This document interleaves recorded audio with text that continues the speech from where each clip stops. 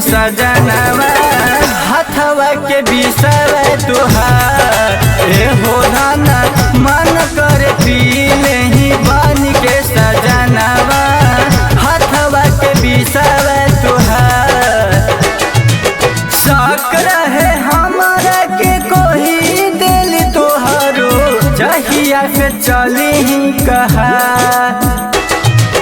शक रहे हमारा के कोई दिल तोहरो जहिया से चली ही कहा ए रहे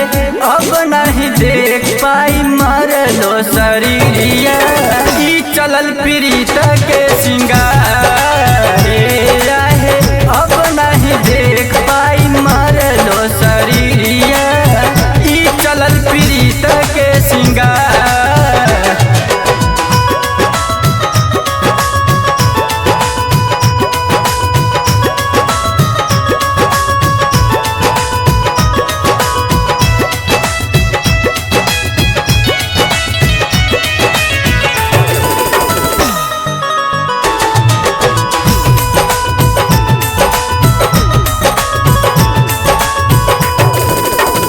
ऐसे तो बोल के तू कैलू हम दिल हो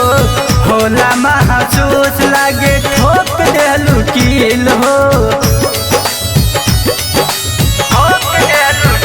कर मजबूर जना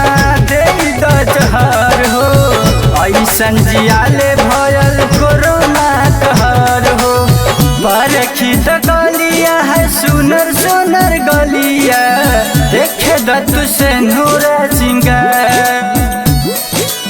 परखी त गलिया है सुनर सुनर गलिया देखे दत्तु से नूर सिंगार ए हो धाना मन कर ले ही बन के सजनवा हथवा के बिसवा तुहार ए हो धाना मन कर ले ही बन के सजनवा हथवा के बिसवा तुहार।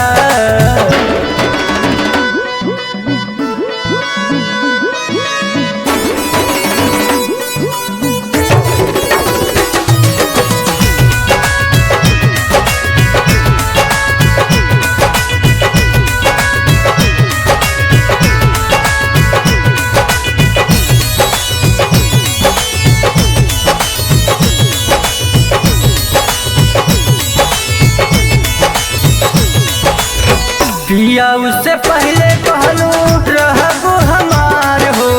सुन के ताना बाना रही का खुशहाल हो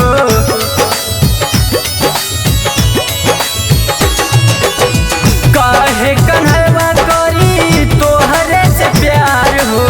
भला ही तू चल गइलू संगे कियार हो दिन जहार तो है पियऊ कनेल जी पूरा करी तोहसे अरमान दे दी जहार तो है पियऊ कनेल जी पूरा करी तोहसे अरमान।